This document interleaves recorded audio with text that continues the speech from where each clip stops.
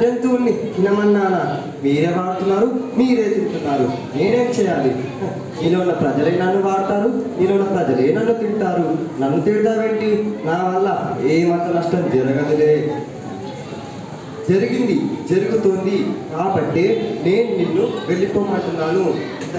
దయచేసి నా బాధ అర్థం చేసుకో. ఇంతగా నేను ఎవరు అడిగి ఉండరు. ఎందుకంటే నాలో జీవించే ప్రతి జీవరాశికి నేనే బాధ్యత వహించాలి. ఒకవేళ నేనే లేకుంటే నాలో ఉన్న జీవరాశులు ఆనందంగా ప్రశాంతంగా ఉండగలవా? ఒకవేళ ఉన్నా నీ వల్ల కాస్త ఆనందం పోతుంది. నువ్వు లేనంత మాత్రాన నాకు నా ప్రజలకు వచ్చే నష్టం ఏమీ లేదు.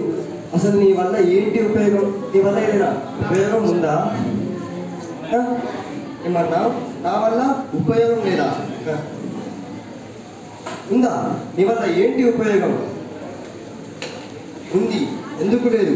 నేను ఉన్న ప్రజలు బైక్లపై రయ్యమంటే తిరుగుతున్నప్పుడు నేను కింద పడితే నేను హెల్మెట్ రూపంలో లేనా? కార్లలో షికార్లు కొడుతున్నప్పుడు యాక్సిడెంట్ అయితే ఎయిర్ బ్యాగ్ రూపంలో నేను లేనా? అంతెందుకు మీరు వండుకుంటున్నప్పుడు కూడా నేను మీకు ఉపయోగపడుతున్నాను. మైక్రోవేవ్ల రూపంలో నేను లేనా?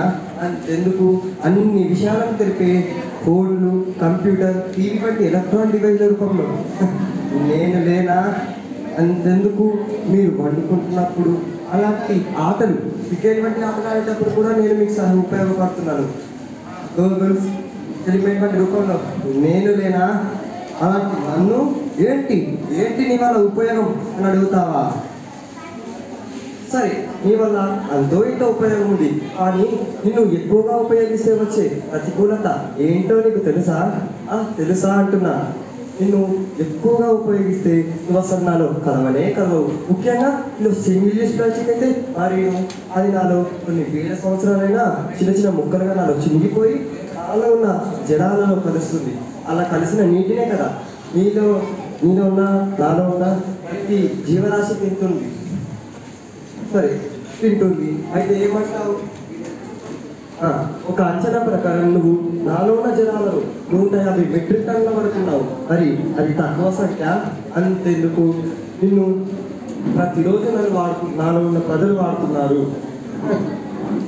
సరే, ఇంకో అంచనా ప్రకారం ఏంటంటే నిన్ను నాలో ఉన్న ప్రజలు 8% మాత్రమే కదా రీసైకిల్ చేస్తున్నారు, 2% కాలుస్తున్నారు. మిగతా 89% నిన్ను అడవుల్లో, ఇళ్లలో, నేలపైన, జంతువులు, మహాసముద్రాల్లో పాడేస్తున్నారు. మరి అది నష్టం కాదా? దానివల్ల ప్రాణ నష్టం జరగదా? సరే, జరుగుతుంది. ఇప్పుడు ఏమంటారు? సరే, నీ వల్ల నాకు నష్టం జరుగుతుంది. నిన్ను అసలు ఎలా తయారయ్యావే బాబు? నిన్ను సృష్టించిన మహానుభావుడు ఎవడే? సరే, నన్ను ఇంత మాట్లాడుతున్నావు. నన్ను ఎవరు సృష్టించారు, నన్ను ఎవరు తయారు చేశారో కూడా తెలియదు. చెప్తా విను. నీలో ఉన్న తెలివి లేని, బుద్ధి లేని ప్రజలే నన్ను తయారు చేసింది.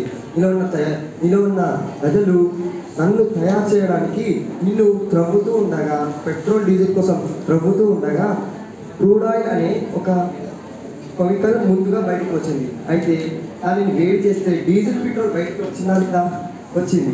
అయితే దాని నుండి నెఫ్రా అనే ఒక కెమికల్ వచ్చింది. ఆ కెమికల్తో నీలో నన్ను తయారు చేశారు. మీ గొయ్యి మీరే తవ్వుకున్నారు. సరే, వెళ్ళిపో. విన్నారు కదా ప్లాస్టిక్ ఏమందో? ఇది ప్రస్తుతం మనల్ని వదలాలంటే అది మనల్ని వదలాలి కాదు, మనమే దాన్ని వదలాలి. దానికి మనల్ని వదలాలని ఉంది, కానీ మనమే దాన్ని చుట్టులా పట్టుకున్నాము. ఇప్పటికైనా దాన్ని వదులుతాం. ముందు మనం దాన్ని వదిలితే తర్వాత ప్రపంచం అంతా దాన్ని వదిలేస్తుంది. ముందు మన ఇంట్లో ఉన్న గ్లాసులు ప్లాస్టిక్ గ్లాసులకు బదులుగా, కూర్చోడానికి ప్లాస్టిక్ కుర్చీలకు బదులుగా కలపతో తయారు చేసిన కుర్చీలను, ప్లాస్టిక్ టేబుల్ కాకుండా కలపతో తయారు చేసిన బల్లాలను వాడతాం. ప్లాస్టిక్ మనల్ని ఎలా వదలదో చూద్దాం.